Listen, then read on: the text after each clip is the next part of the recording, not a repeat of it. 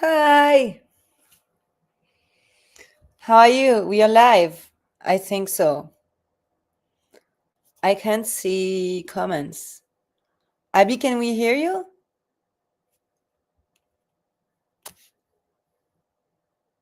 Okay, so I don't know why it's becoming very funny. Like everything is fine, but at the moment we launch the space, it's not working. Okay, I don't know. Mm,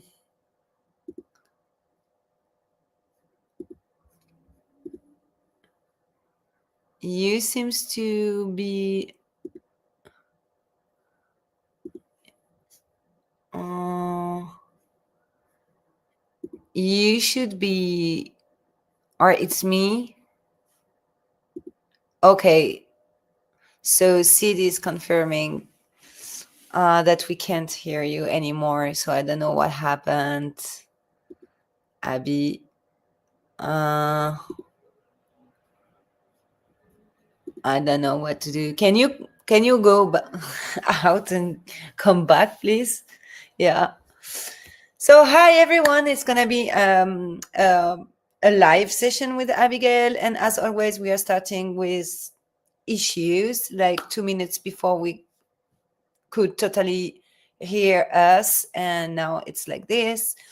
And today we're gonna have this live together. It's called The Space, and it will be each week. We just changed that. Before it was 2 times per month, but we decided to do it each week. So each week at 3 p.m. CET, you'll have live session with marketers, and the idea is to talk about marketing strategies, trends, and to have fun together, show you that how much different um, professions and roles there is in the crypto industry for marketing, and to create awareness about what we are doing in marketing in crypto, so founders can maybe choose wisely with who they want to work. Okay, she's back. I think we're gonna try. Hey, hey. Hey, can you hear me? Yeah, Yay! yes. Let's go with technology. And you didn't change anything, right? I It's think just what happened, it probably connected to my phone without even realizing it.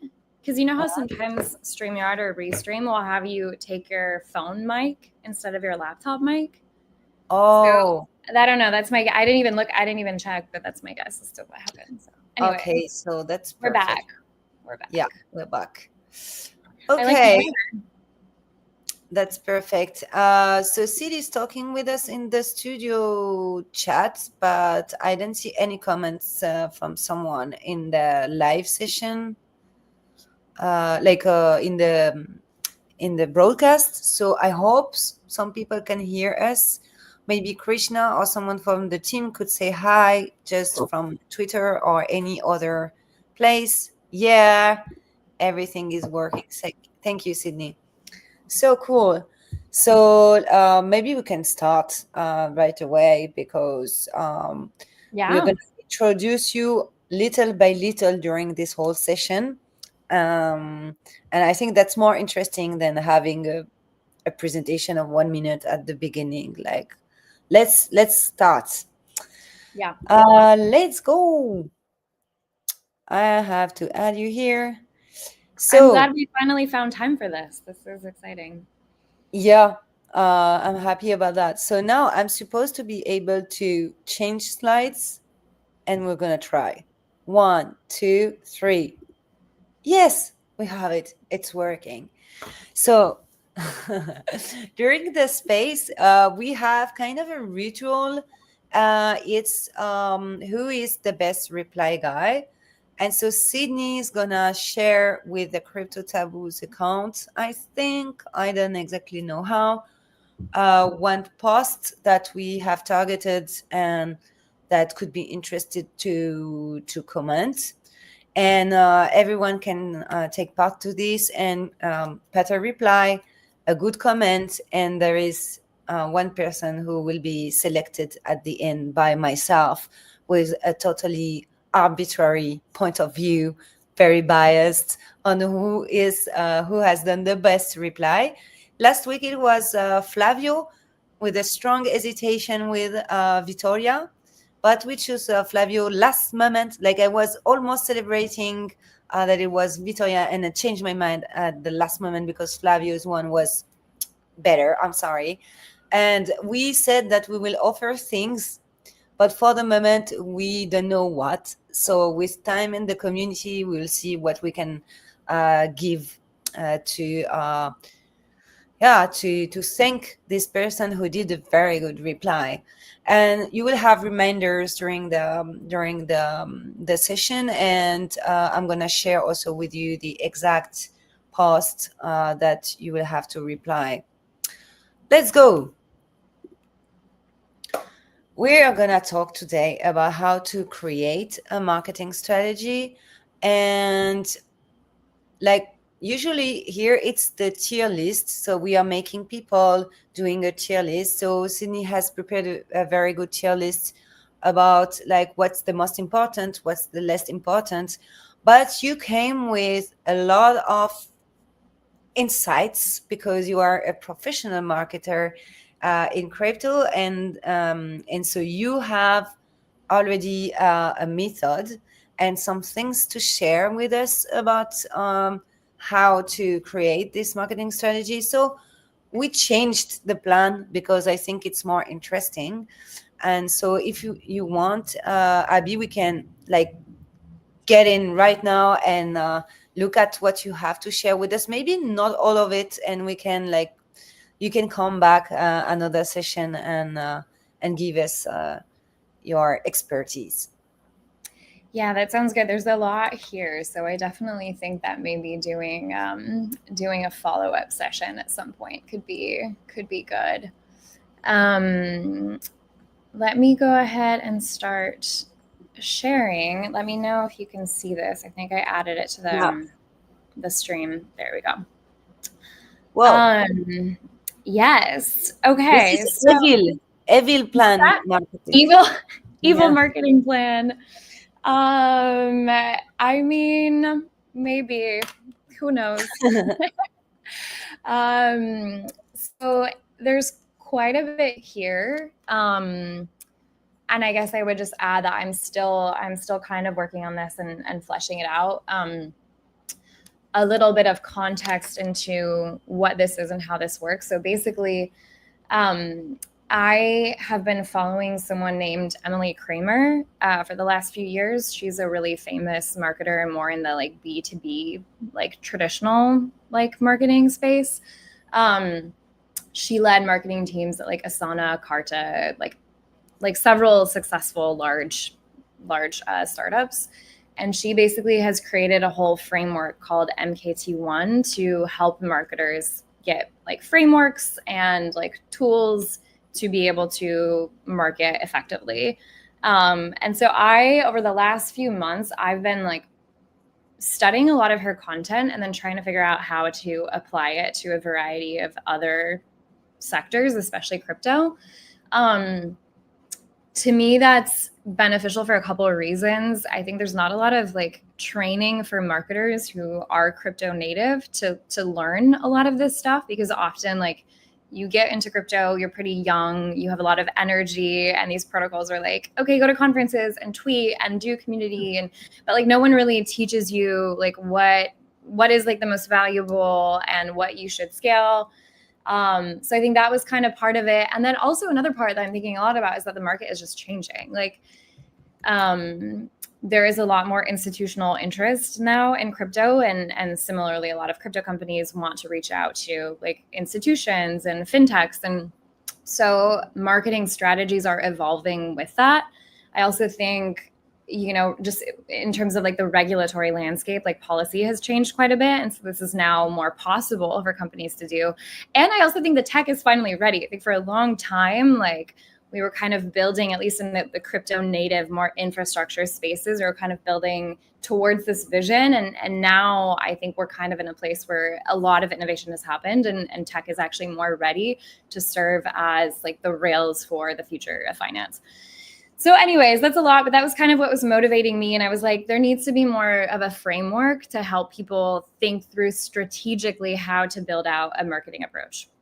And so this brings us to this document here, which I have been working on, and I've never actually talked about it out loud. So hopefully just interrupt me if I'm like blabbing on too much in one area, or if I'm not saying enough, because I'm still kind of figuring out like what is the most interesting to people and helpful. But essentially Yeah, by the way, feel free, guys, in comments to ask questions. We will answer them.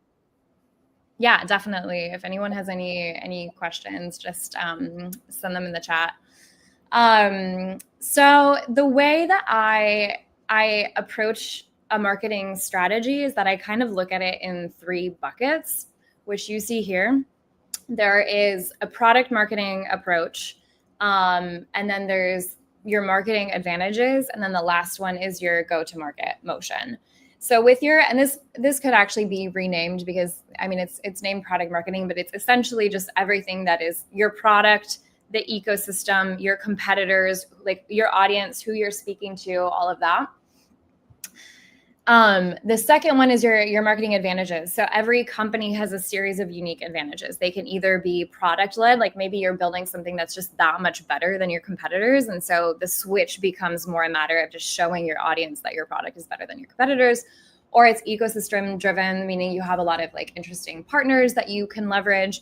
Or maybe it's marketing driven in and of itself, meaning like your actual go-to-market motions are working so well for you that you just need to kind of continue putting resources in that area. And we can like get into the go-to-market motions and stuff later. But broad brush, the way I look at go-to-market motions is that there's essentially kind of 2 potential models. One is like a self-serve model where basically people kind of come to you. And then the other one is a sales-led model where you essentially maybe have more of like a structured BD team. It's larger accounts. You're getting really strategic about who you're reaching out to and prospecting and all that. And then the other thing you want to look at is like, do you have a wedge in the market, or do you want to go more broad? If you have a wedge, it makes a lot of sense to just really lean into that and focus on just kind of disrupting that small wedge first. And then incrementally you can kind of grow. And what you're essentially doing here is that in the first one, you're figuring out like who you're speaking to, right? Like who are the people who are in front of you who are going to be interested in what you have to say. And so that's why it matters. It matters for you to like really look at the product as a marketer and understand the product, like what is being built, what is the value proposition, all of that. It matters that you understand the primary competitors and what they are doing in the space, both from, it matters that you understand the product that they are building, and it also matters that you understand their marketing strategies, right? Because maybe there's some marketing strategies you would want to replicate, or you would want to do the complete opposite and say like, this is working for them, but I actually want to flip and do this instead, right? So that is kind of where you're figuring out like who you are speaking to. The second one is that you're essentially figuring out like what you're saying to them. So, you know, what is that core messaging and what is that content? And I think those are actually 2 different things as well. I think to me, content is like content that is going out on a regular basis, and messaging is like what all messaging is the core that you want people to take away. Also, I need to turn I have something in my eye, my right eye. I'm like crying in one eye. 1 second. Hold on. I need to like figure out what is in there. I like your take about the difference between content and messaging. I think we should go a little deeper into that, because I never thought about it like that. Like for me, messaging is inside a strategy. There is the narrative, the main one, and I design key messages, and those are the messaging. Whereas content strategy is kind of more attached to the brand with a long vision. And so it's less about a marketing campaign to sell a specific product. It's more the way you communicate. And then, yes, if you have a big marketing campaign right now, it's more clever to align both your content strategy and this, but sometimes you can think about it separately. It just has to work Yep. together. I really, and Yeah. I talked with someone recently and I asked them, do you prefer the content pillar way of thinking of your strategy, your GTM strategy, or do you prefer goals in front of key messaging elements? Because it depends on the personality of the person also, or the way they Mhm. work. Are they more conceptual, and so they will be very at ease with content pillars and with like their brand content and put some messages that they need right now into it, Yeah. and they didn't think so much about it? Or there are people that really need detailed plans with like this message goes at that moment this week specifically, and so it becomes the content calendar in the end. But Yeah. it's not exactly the same way to think about things. Yeah, totally. No, I think that's a really interesting distinction. I've noticed that a lot of companies think like just jump into content and or like I guess a lot of companies, a lot of early stage companies that maybe don't have the frameworks to kind of think through this, they jump straight into content and then they kind of skip messaging. And I guess I see content as being derived from messaging and messaging as being derived from your brand. So what are the main things that you want people to take away when they are on your website, when they are browsing on your socials? But also I see earned content as falling into this. So PR, I think, is also an important part of this. And like it's really important to have a solid messaging strategy, because if you hire a PR firm or a consultant or whatever it may be, you need to give them like messaging points that they can then frame to the media, right? Or even like working with KOLs, right? Like you need to kind of have a couple main points that you want the market to understand about you. And then I think content is more of the like another way I like to frame it is this like engine and like kind of like fuel metaphor.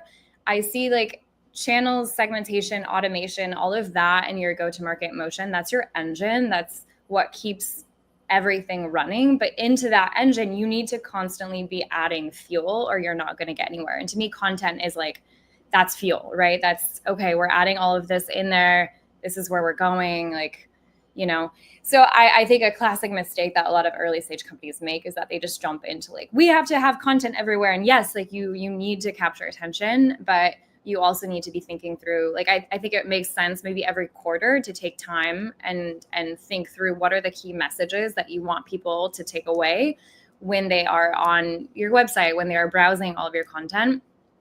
And then you go into like creating a content calendar and getting really strategic about all of that. So yeah, that's kind of how I see it. And then the last one, I mean, yeah, the last one is just getting really strategic about like the tooling that you're using, right? Like what makes sense for you? What are all the channels that you're on? And a good, like a metaphor I've used to kind of describe this is to founders specifically is like, imagine you're raising and you're trying to get in front of a VC, right? And you're like in Ibiza and you're partying and you see this VC, it's the right person to speak to. Maybe you have your messaging, like you have your pitch lined up, but that club, like that is not the right time to go speak to them. Like do not do that there, right? And so you really have to think through all of these things together in my mind if you want to build out a successful marketing strategy. It's not just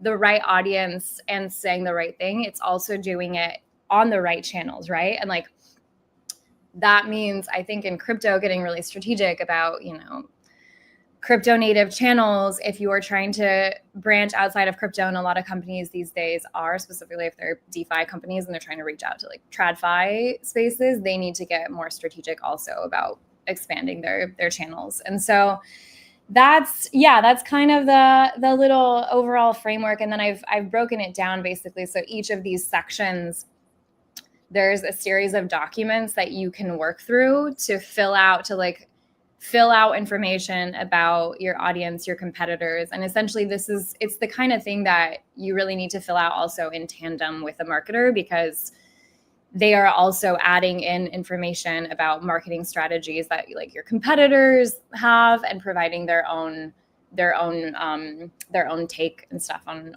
all of that. So yeah, maybe I'll pause there. I mean, I feel like if I keep going, we'll just it's way too much, because each of But those you sections can could be a come whole. back. What's that?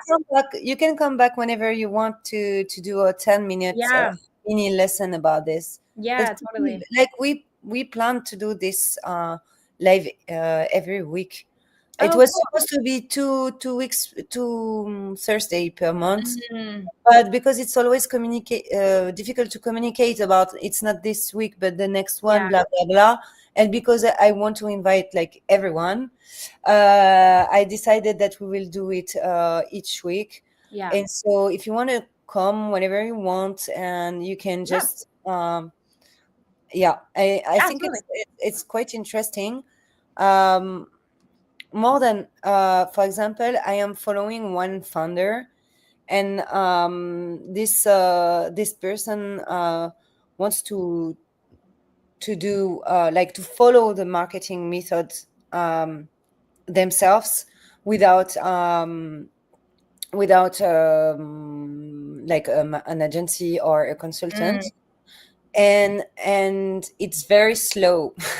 yeah. That's the thing. And I was thinking about that, like I think we all are ending to get one method. Yeah. And when we were starting, when we were younger, and we had ideas of like I learned how to do a marketing strategy at a business school. Hmm. But I see people like the interns that I'm hiring, I see that they don't master it Yes. because they didn't know, they never experienced it. And Yeah. so it's changing a lot. And so it's very slow if you're a founder and you want to do it your own, because there is a lot of content about marketing, but this is mainly shit. Like real good content about how to learn about marketing on the internet is like there is no, like, Yeah. I know that, like I've watched all the crypto marketing videos of YouTube, and they are like 30, and they are great, but they don't give you the keys. Yeah. It's like, even my master classes that I did are just giving you headlines, Yeah. but you don't know how, there is no breakdown. Like you don't know how to do it for Yeah. real. Totally. And that's a shame. Yeah. And that's true that if everything in crypto is, you can learn it on like doing ShiFi to understand what is blockchain, Hmm. doing I think it's only just to learn how to do Caro applications on Starknet or things like that. There are many programs, and in marketing exactly, there are not so much. Hmm. We are kind of gatekeeping, I think. Mm-hmm. Yes. Well, But totally. And I think a lot of marketers themselves who are crypto native, like, don't, like, there is really no, I guess I would say there is no framework, because we haven't really needed to have one. Like, mm, crypto early days was L1s and L2s, right? And like, how do L1s and L2s make money, right? It's like, okay, well, it's transaction fees, right? It's like, okay, maybe no, some sequencer revenue. If you're a DA layer, it's block space. If you are ZK proofs, you're charging users for like proving all of that. Like, the business model for all of that is like creating a flywheel. Like, you have a token, you're creating a flywheel. There's a circular economy that's going. There's enough interest in like the protocol, to kind of to run that for the in the long term. And so much of marketing strategy was and has just been community, like build out a community that is big enough, have enough of a presence on socials, because you're trying to reach end users who will buy and invest the token and hold it, and you're also trying to reach out to developers for them to build products onto your chain, right? Because that will also contribute to the flywheel. And so all of those audiences, like I guess I'm just saying, it was such a small world, and all of those audiences were on the same channels. And so we didn't really need to think too much out of it outside of that, right? It's like everyone was there, so the things that made sense were just having a really strong presence on social and like doing community building really, really well. And then conferences, I would say, like, especially in the early days, yeah, like there were like 3 conferences people went to pretty much, right? And like, that's kind of, maybe 4, I don't know, ETH Denver, ETH CC, like DevCon every other year. Yeah, and there were like playbooks with Yeah, trends, like the points era, things like that. And they thought it was marketing. It's kind of marketing. It's marketing. It's like the tokenomics, yep, the flywheel, the points, but it's not communication. And yeah, at the moment to do the communication, it's about narratives, yeah. content, blah blah blah. And Mhm.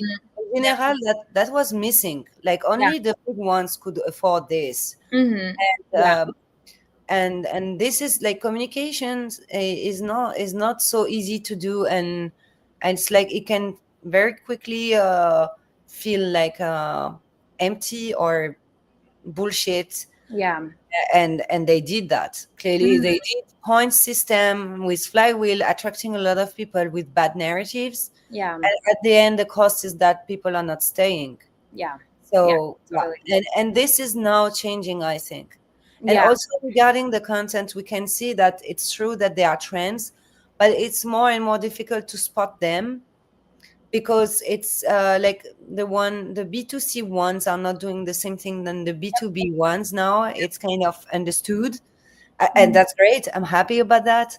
And so it's like very it's changing. Yeah, I'm happy about that. yep, I'm totally. really happy about that. Totally. I will say I think there's one area in which like because I think a lot of talk around marketing these days is kind of saying like, oh well, Web3 marketing now needs to kind of like also take playbooks from Web2, and I do think that's true. But I think that there's one way in which Web3 marketing was very far in advance to Web2 marketing, and that actually is all the emphasis on like ecosystem and community. Like I'm seeing a lot of larger brands these days, even just like fashion brands, really really focus on community. I mean, there's like a jewelry store that I love. They have a couple stores here in New York, and they invited some of their customers to an event in New York. I received like 3 emails in the run up to this event from them, and then one from the CEO, which obviously was automated, right? Because like that's but like they're taking the time to really like build out a community here locally of people, and I just thought that that was so interesting. And I think that that's one area in which crypto has actually kind of preceded a lot of what other spaces are doing now, and I think that that's kind of cool. Yeah, and I think we are gonna talk more about all that. Let's go to the next sections. I don't know if we say that. Do we say that in English? Sections? Yeah, sections. Okay, Mhm. because this is very French. Uh, okay, so I'm gonna give you sentences like that, and you tell me if you agree or disagree. Okay? So, community is more powerful than ads. I think you're gonna hate me because I'm probably gonna say it depends for all of these. I did. Um, that's the whole point of strategy, right? Is Yeah, but like, in crypto ads, who is doing yeah, ads in crypto? yeah. I think, Once. yeah. I mean, of course, yeah. I think like 90% of crypto native companies should focus more on community than ads for sure. Yeah, because Coinbase, for example, okay, they can do ads, but because having a community is not even possible right now. They are too big, you know? Yeah, totally. I think there's some smaller companies that are consumer focused that have crypto rails that actually it does make sense for them to run ads.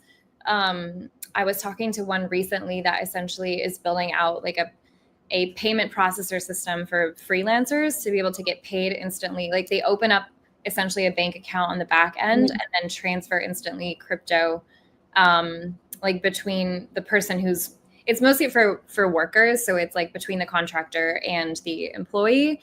And it's helpful because there's a lot of employees in countries like the US who don't maybe want to send crypto. They don't really want to kind of get involved in all of that, but maybe they're hiring out people in other countries who want to get paid in crypto.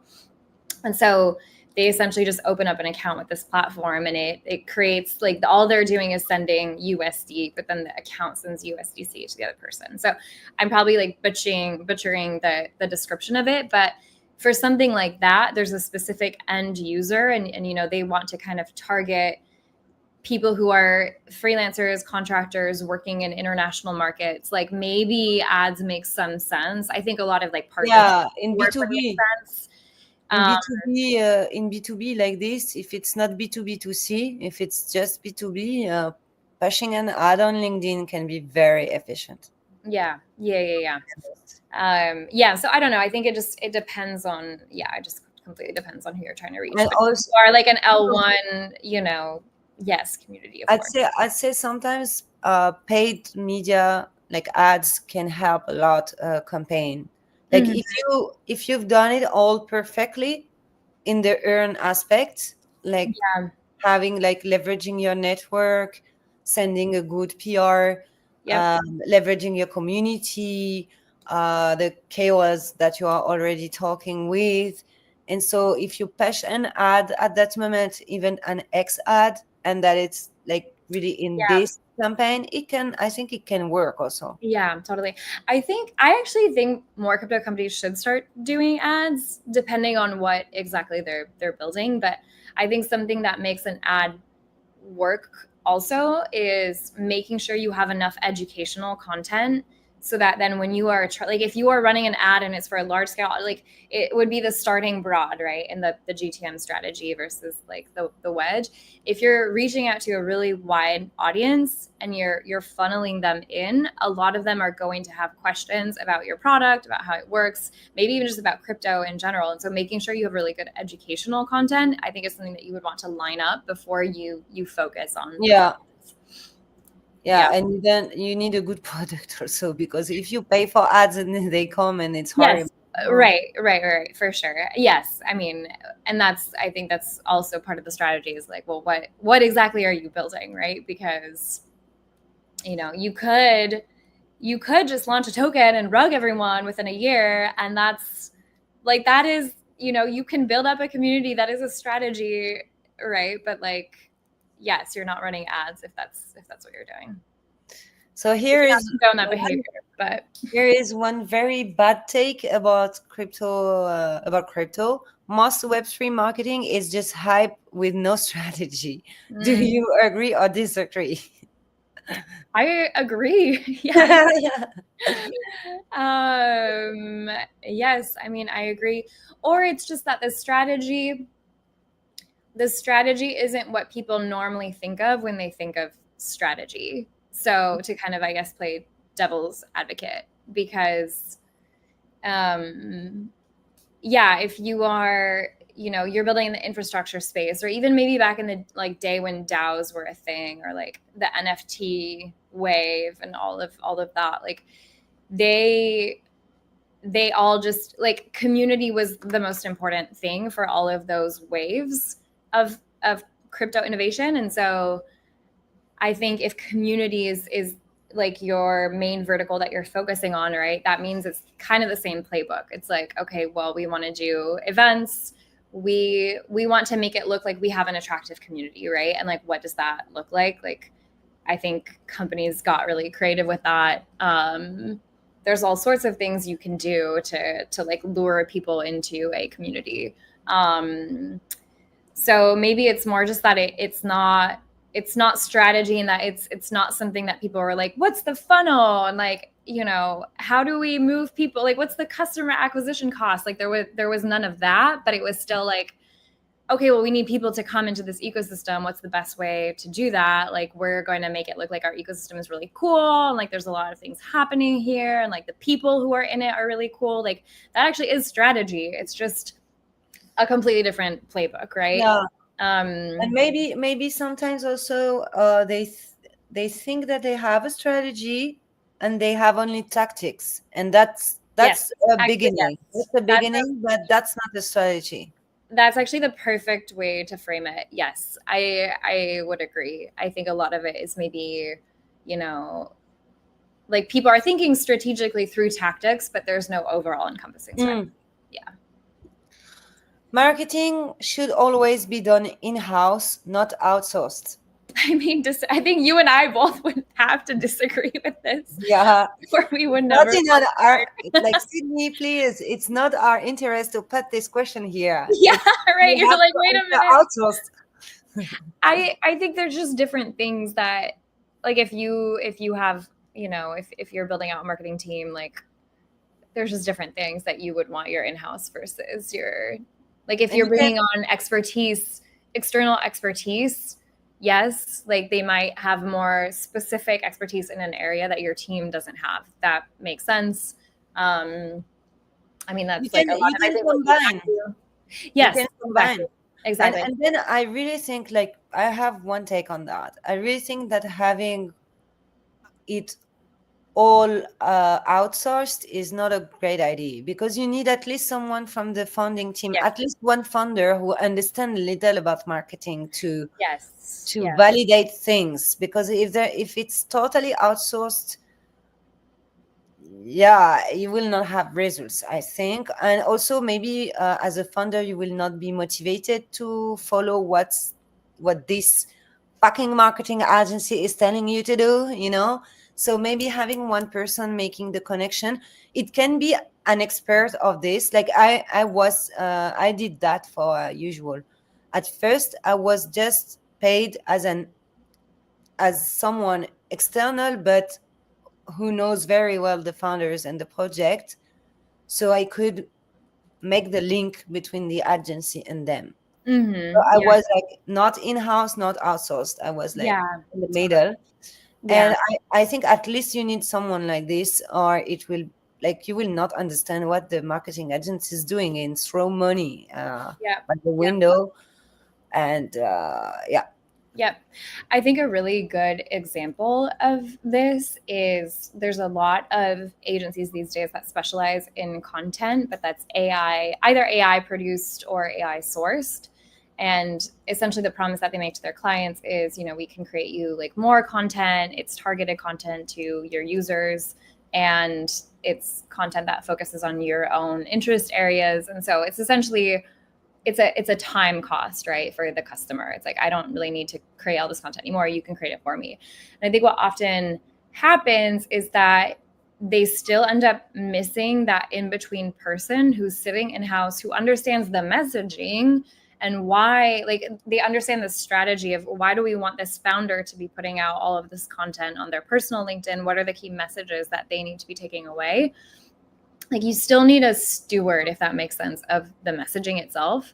And then yes, all those tools are incredible. And it's actually something I'm working on right now is there's this guy who's kind of known as the vibe marketer, and he has this AI workflow for creating content that basically like sources input from a variety of different places. You like say what you kind of want to focus on, and then it gives you drafts. And so I'm working with someone right now who's building that out for me in NAN, and I'm really interested to kind of see the end product. Maybe that's something we could also talk about at another date. But I think that blend of like, what does it look like to leverage AI tools strategically, but then still have that person who understands in-house what the overall messaging is. And that's also like a really fun role to kind of have. So I agree. I think to summarize, like a blend of the two, but it definitely shouldn't be a categorical no on either side. Yeah, no, I agree. Skip PR and ads, community-led growth. That's kind of the same than the other. So we're gonna follow. Yeah, attention is the only currency that matters. Do you agree? Um,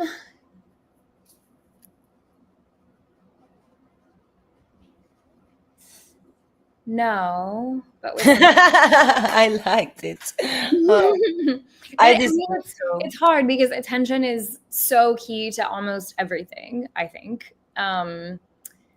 And I mean, I think what it gets at is like the mind share versus market share debate. And, do you want to, you can build up enough mind share around something so that you are always top of mind in everyone's like brain spaces. And then that eventually your strategies like that will convert to market share. I don't think that always works, actually, hot take. So yeah. I think it's complicated. And I think, yeah, you can build out. I think this is actually where sometimes our crypto minds like don't kind of do us dirty, because you can actually build out a product that works really well. You know who the audience is. You focus just on targeting them. That's all you need to do. I mean, like, look at, there's like, I guess, like financial rails companies, they're just doing B2B stuff. They're just trying to get in front of large institutions. they're not taking up a ton of attention on the timeline because that's not their like business model.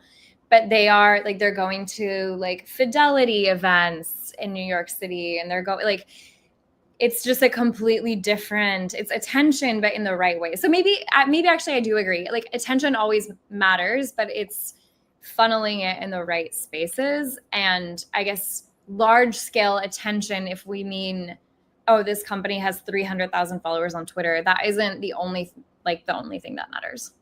But what's your take? I mean, that's such a good question. What's your take?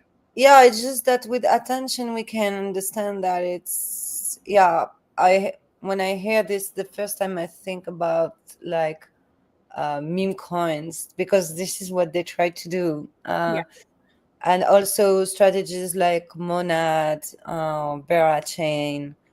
But I really don't think that's the best way, to be honest. And we will see with Chain and Monad, but I'm not bullish. I'm not bullish. I think hype showed this, because hype, they clearly did something like that. Like their strategy is based on that, and it worked. But it's also because they are very interesting for traders and things like that. But some DeFi protocols, for example, they can clearly get more the attention of specific people in some closed places to get millions or billions coming to their protocol, and it can be more interesting for them than being compared, like being like Ethena did on X, like all day long sharing everything and being like the biggest mind share. Yeah. So I tend to disagree, but that's true that in the end it's also attention. Like even if it's in a more private way, the attention of the right persons, in fact. Yeah. Yeah. I guess I kind of think in the end, it just doesn't really matter, because if your perspective is attention is the only currency that matters, you're going to live your life and you're going to build your business with that framework. And like, if you push enough and like, if you actually convert enough, you can make it work. And then similarly, you can like live your life and build a business with the opposite perspective where you're not thinking that. And same thing, you can actually be very successful. So I think it just kind of depends on like, part of it is just like commit to the bit, I think. Yeah. And I agree. I think hype is, I think something that differentiates them right now is that they were really, I was talking about this with someone the other day, and he was like, well, they were ready. Like it works, you know? And so people are interested in it because also there's a long-term kind of play that's really evident. And I think that's a killer strategy, right? That's kind of any marketer's dream, actually. Yeah, they're very good. I did not follow at all, like, but I just know that everyone is talking about it, so they did it. Yep. So the trend of the week. Oh, it's not on the presentation, but I received it somewhere, so I have to look at it. I'm sorry. Trend of the week. I don't know which one is it. Wait, was it Because yeah, that was the tweet you suggested. yeah, I was just gonna say, was it the one oh wait, there was an yeah, about I didn't no, send the okay. Apple one. Yeah, the one with the Apple earphones. I'm sorry, I don't have it on the presentation, but you know, I because if I want to share my screen, I will have to come back to this one after. So it's not easy. Let me share. I'm gonna try. Yeah. So, okay, this is the tweet of but I can see what I'm doing, what I'm sharing. There was also the tweet that I sent in, which wasn't a trend necessarily, but it was a hot take, and I think it could be a good one to discuss as well. It was a tweet by Nat on Chain. That I thought. Oh, okay. I have to put this one. So this is the tweet you shared.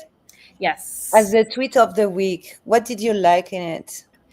I think, I mean, yeah, I guess just to kind of summarize the tweet, like basically Nat on chain is saying like we need to really focus on trust, and we keep screaming trustless at people.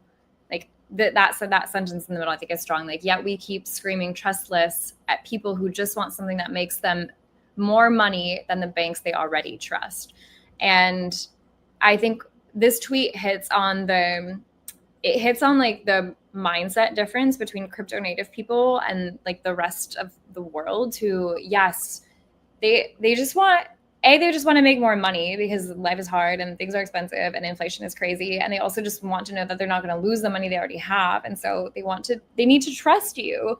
And I agree. I think it's kind of a hot take, but I agree. It's like we can't keep using all these words like interoperable and composable. Again, it's just like, who are you speaking to, right? If you're an infra protocol and you're trying to attract roll-ups or whatever, yes, highlight those things. But if you're trying to reach the masses in any capacity, you have to change the language. Like, they don't care. They don't know what that interoperability and composability and modular and trustless sounds scary. And so, focus on things that make sense to them. And I think actually that's something that Circle does a really good job of. And I guess, I mean, they have to, as like a stable coin company, and, they're backed by like USD reserves and like the US Treasury and stuff. So they have to lean into that, but they do a really good job of kind of, I think, speaking to also just like normie audiences, and just like explaining that this is like, it's something that you can trust. We're not going to rug you, all of that kind of stuff. So I don't know. I've never met Nat on chain, but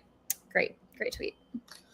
And so that was the tweet of the week. But I think during the time you were explaining all this, like giving your opinion, I found a way to show the trend of the week. Actually, it's the one for 2 weeks now, but this week was not very prolific in terms of trends on X. I don't know why. Like, we couldn't find one. And last week it was like exploding. So many things. Nano banana, the iPhone, like a lot of trends. So I selected what I am sharing here. Oh, okay. Okay, so I have to share it again. And I selected this one. Like, Sydney told me about that one, but I changed for the one from Coin Empress because she's really good. I like what she's doing. Yeah. So yeah, that was this translation, like auto translation. I really liked it. It's very memorable and everyone used it. And yeah, that's funny also because it's from French to GMGM. Yes. Bonjour. Yeah. Yeah. And like, I'm always, it's very hard because when I talk to people like in other field of my life without crypto, I'm always starting with GMGM and they don't understand what I'm saying. Like, well, what Yes, this, I know. like what is this? Like, what should, Yes. and so like, yeah, that's Yeah. annoying. Yeah. No, it's very true. I will say for a while I was using GM consistently on Instagram, and my Instagram is like not really crypto. It's just like normies. And one of my friends started using GM. And so I was like, Wow. we're evangelizing one at a time. Maybe one day everyone is gonna say GMGM because everyone will be into crypto. No. No. But I think before it was a trader thing. It was like Hmm. trading companies, traders, they were saying GM. Oh, interesting. Okay. Yeah, I don't know the lore. I don't know the lore for GM. And but- me, I'm obsessed by saying it 2 times always. I never say GM. I always say GM. I don't know why. Like, it's like just happened like that, and now I can't stop. Mm-hmm. I'm sure there's a whole psychology into it that we could like get into. That's just like how when people hi or hi with like HIII, it's like, Oh yeah. how enthusiastic are you? How much do you like this person? Like, you want to appear like you want to talk to them, but you're not too enthusiastic either. I'm sure someone has like written a thought piece. And there is also this major trend. It's now for months on the crypto Twitter to not use caps letter, only low caps. And like, I I tried. like that I one. tried it, but I can't because like it's automatic. I have to come back to each of the first word of each thing, and I want to be a crypto Twitter person, so I'm gonna change this each time I time. No, I want to just type like yeah, I'm dead. It's a Gen Z thing. I think it's a Gen Z thing. yeah. But I'm supposed to be Gen Z. No, I am what? I'm between like I'm in '93, so I'm what? Gen? Mm, I I don't know. think you're cusp. I think I'm you're mixed. yeah, I think 95 was like the official Gen Gen Z. Z Oh, start, like I think. I so. don't My little brother is Gen Z. Oh, yeah, Yes, that's disgusting. yes. Yeah, yeah. All my cousins, actually my cousins are whatever is after Gen Z. That's yeah. And talk about attention spans. I mean, we could do a whole session on like marketing to different generations Oh because yeah, I attention don't spans believe are in it at very all. different. You what? I don't believe at all because I see some of my friends from business school. They are more closer to my grandparents than me now. Like in terms of Wow. like, okay, they have social media, Mm-hmm. okay, but they are not on Instagram, for example, or and they like traditional things, and so it's I think it's more about social economical aspects of things. And yes, there is a layer of generation because of our usage of technology, Mm-hmm. but I really think that sometimes I'm closer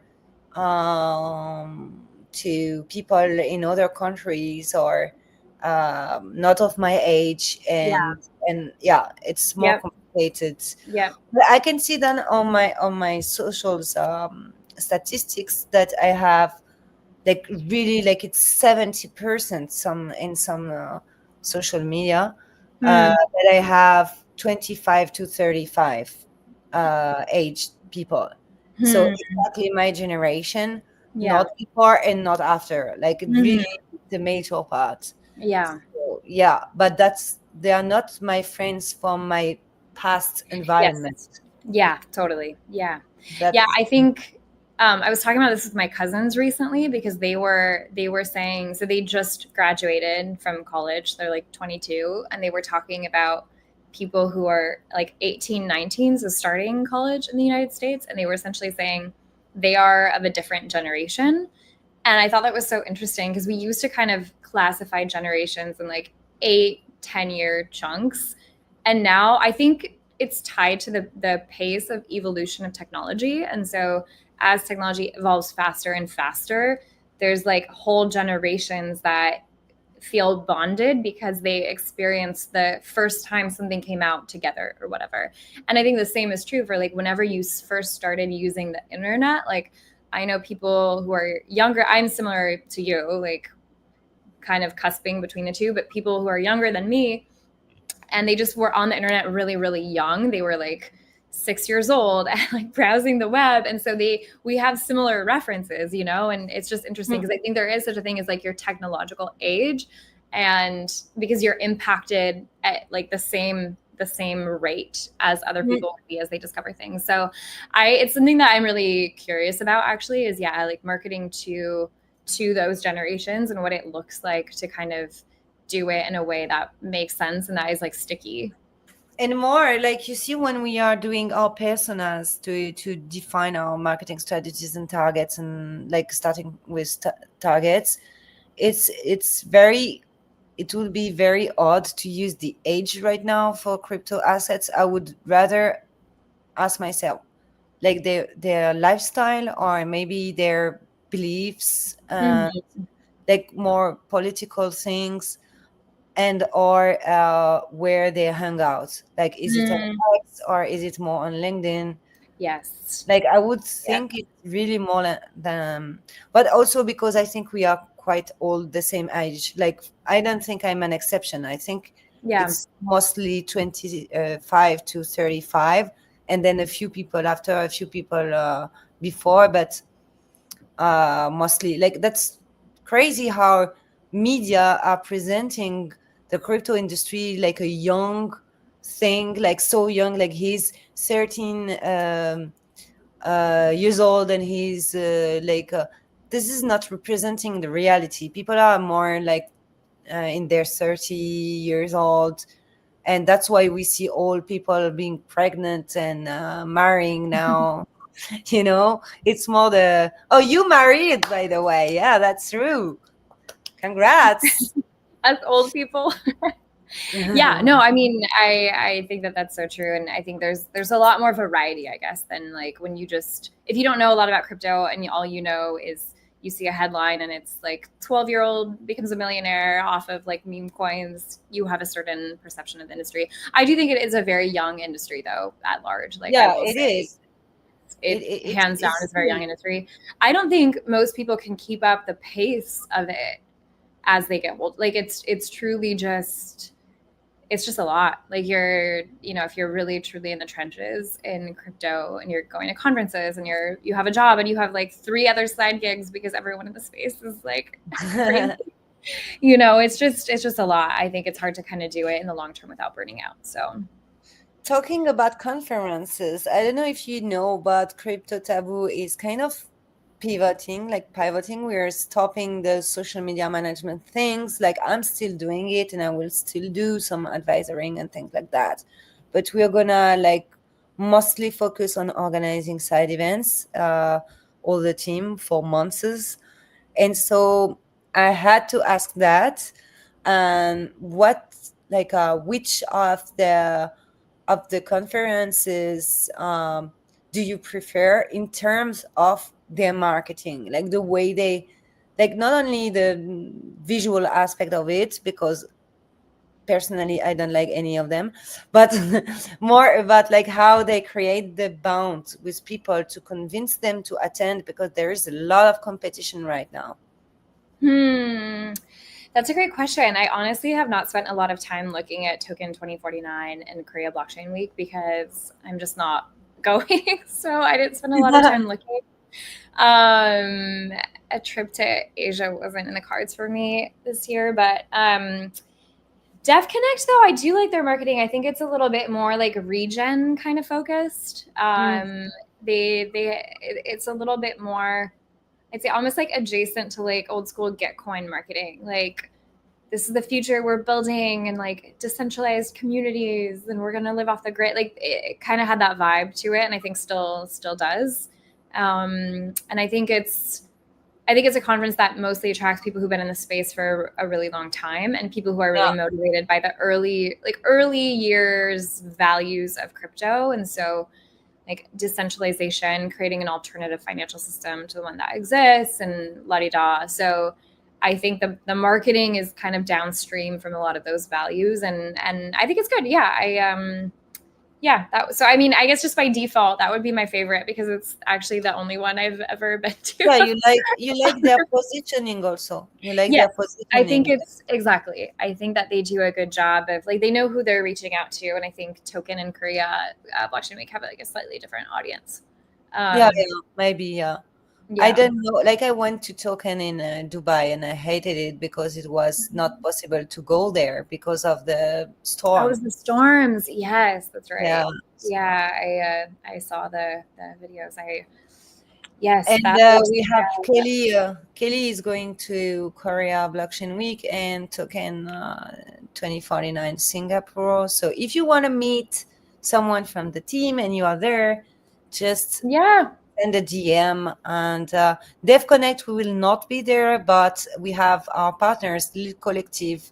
They are going there. Oh, So cool. maybe we will try to do something like we send them something and they send us something in Lisbon for the Web Summit. And so we say hi, I don't know, virtually, I don't know.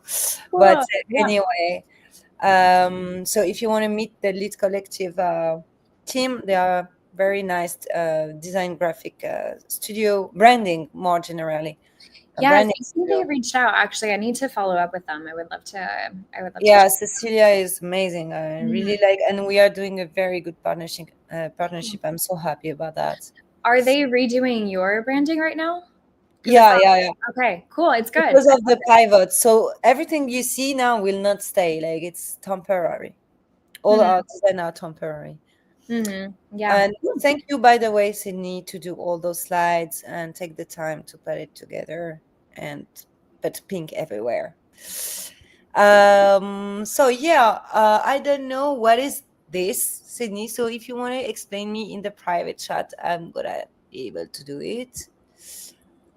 And now we have to announce the winner. And we are like 15 minutes late and more. It's supposed to be 45 minutes, but I Yeah. was very interested by all this, and I think we gave good advice and good insights during the live, so it's worth it.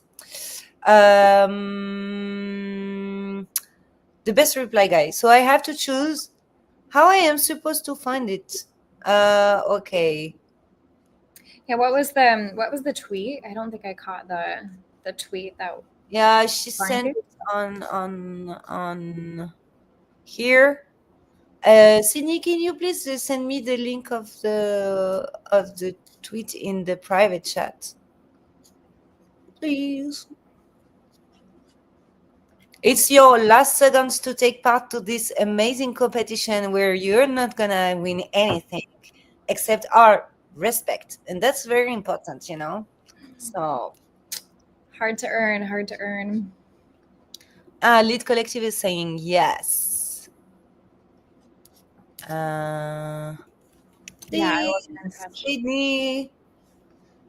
Please, someone can find Sydney, or I'm gonna find it on Twitter maybe. Hmm.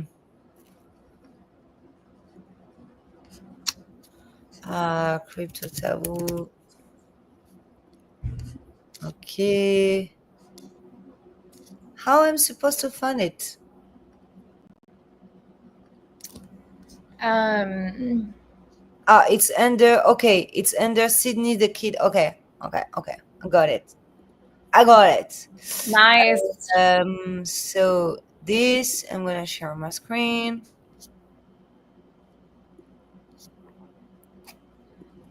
Okay, I suppose it's that one, Sydney. I hope it's that one. Can you see my screen? Oh no, I have to change. No, all we can see is the reply. Yeah, it's that Okay, there one we go. We can see the tweet now. about Sydney being a gold digger.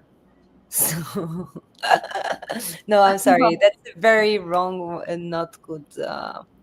It's just that she's talking about something that I really liked. But you don't see it well now. I'm gonna put it better so you have the start. Okay, so this is the marketing strategy that was very funny in Canada about. I let you read about that. To get attention, they did this um, gold hidden thing, and so people had to explore and to find where is the gold. Oh, cool. So I told her to dig right now.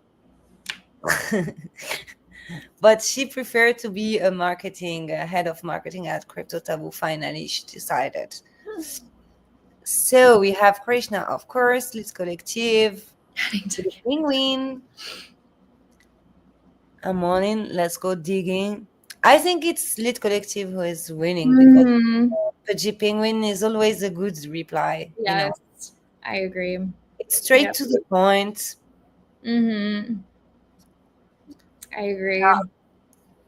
We love a little penguin shuffling. So this time you won Lit Collective as a team. You can be proud of you. You're following my advice on social, so I'm very happy about it. And I really like PG Penguin, so you had me like that. It was like I can't like Sydney. That's cute. Mhm. Yeah, yeah, but Sydney, I am in the deck. Like I can't. If I go to Telegram, it will all lose. But next time we will do it better. You know, this space will be better each time, and I think we can invite Abigail to come again to talk about marketing and present more insights on how to create a strategy. And she will be she will see all this and she will see how we are better each time, because last time it was more than 1 minute without sounds. This time we did 10 seconds, like maybe, or 20, I don't remember. So we are gonna do better and better, and the presentation is better each time. This time we had also a setup that was changing, like I was mastering this with my fingers. Yes. Yeah. Yes. But I did a lot of errors on the colors, so I need to fix that. But yeah, it was a pleasure, Abigail. Really Yeah, love. this was awesome. Yeah, it was fun to chat with you again, and hopefully see you in Europe sometime this fall. Mm, yeah, Yeah. it was pleasure. Yes. And yeah, I'm gonna mechanically send you each time the link to the live, and if you want to join, you join, and Yeah. Cool. take some time. Yeah, Okay. that sounds good. Cool. Awesome. Thanks so much, I guess. Thanks, Crypto Taboo. Thanks. Bye Ciao. bye.